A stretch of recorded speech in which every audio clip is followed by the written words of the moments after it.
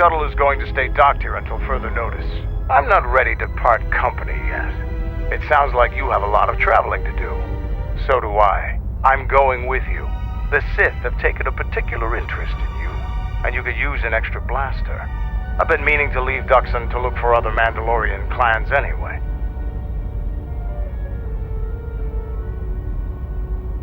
I don't have it in me.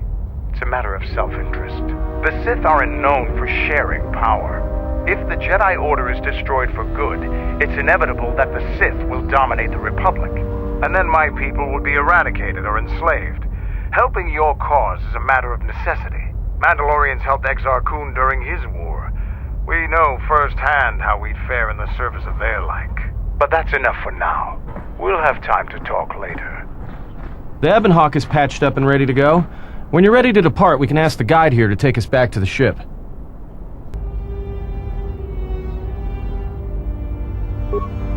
Query, is there someone that you need killed, Master? Statement.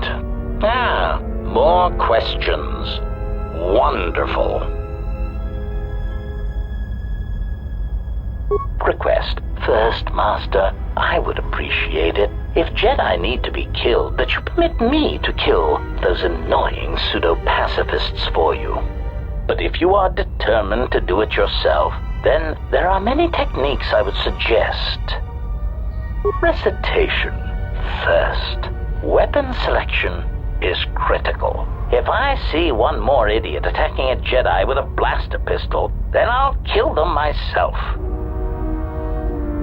Answer. Select grenades, sonic screamers, cluster rockets, and plasma charges.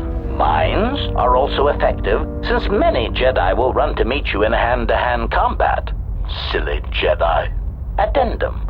Gas attacks are effective if you can take the Jedi by surprise. Inhalation is less effective than ones that work on skin contact, as some Jedi seem to be able to hold their breath for long periods of time.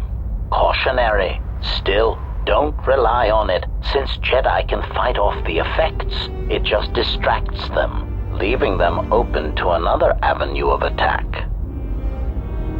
Recitation. Do not forget to activate any energy shields you possess.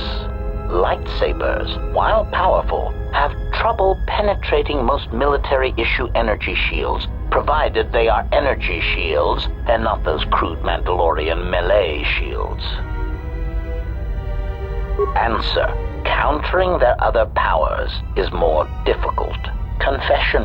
I do not fully understand their other abilities, but I do know that many of them require that the Jedi know that you are there and can see you. Thus, sniping and using cover are always advantageous. Evaluation. A technique that Revan used frequently was to attack a Jedi indirectly. This method only works if the Jedi is adhering to the self-destructive path of pacifism and sacrifice. Answer. Kill their allies or place them in jeopardy. Many Jedi will leave themselves exposed in order to protect another. That is why there are many less Jedi than there were a decade ago. Cautionary. Oh no, Master. In fact, that is the worst thing you can do. Explanation.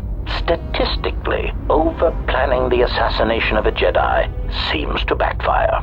Extrapolation. There are many theorists who claim Jedi can see the future, and I do not know if that is true, but it seems impulsive acts are more common to succeed than planned incidents.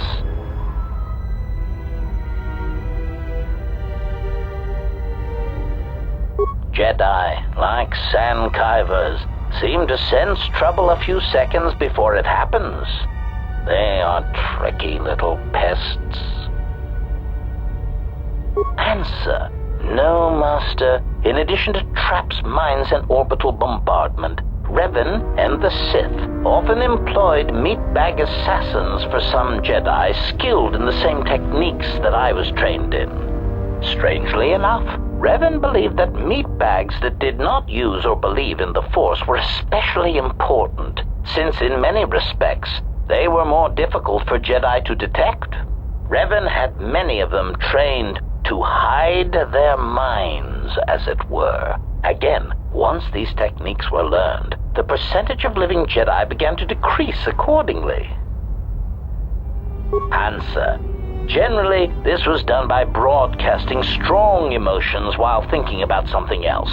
It was a curious technique, but it seemed to be effective in blinding Jedi. Whether guilt, lust, fear, they act as mental interference, making finding the true intentions of the broadcasting meatbag difficult. Answer. Obviously, a Force-sensitive broadcasting such emotions puts themselves at a risk of not using the Force properly, since to use it seems to require an inner calm that most meatbags do not possess. As much as the Jedi could not use such a technique, the Sith Lords cannot use it for much the same reasons. Such passions as guilt, lust, and fear are really strengths to the Sith code. Statement. The Master felt it was ironic that only people who had experienced such passions could harm Jedi in such a way that to kill Jedi, you had to be a human being. Revan found that quite amusing. Answer. The odds of me being forced to use such techniques against you has decreased, Master. There are some methods I could describe if you wish. Statement. Overwhelming odds is also a good tactic, Master. There are few Jedi that can long hold their ground against 100 attackers all firing at once, or being turned on by their own troops. But the most effective weapon against Jedi seems to be the erosion of the spirit. Answer.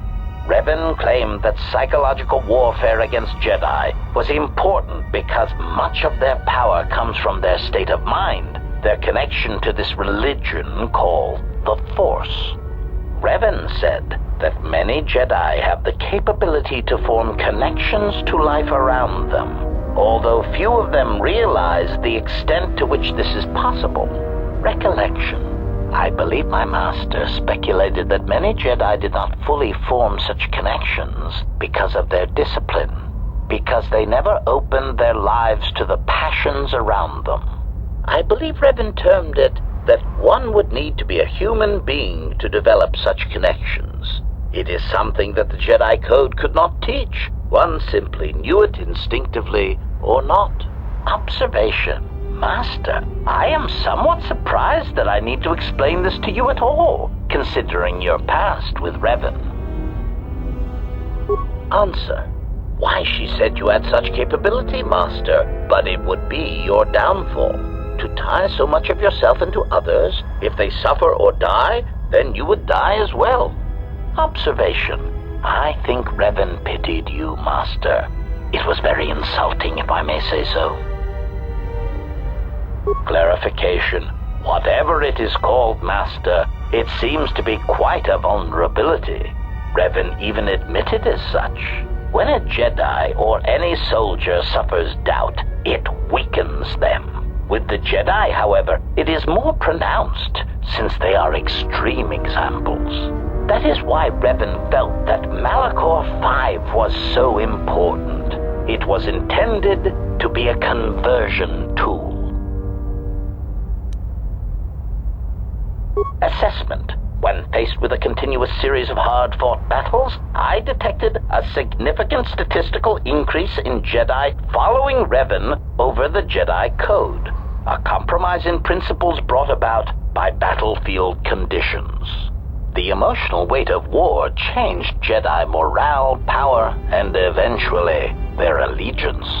Conclusion. I believe the Mandalorian Wars were to beat the Mandalorians, and also to allow Revan to build the foundation of his army.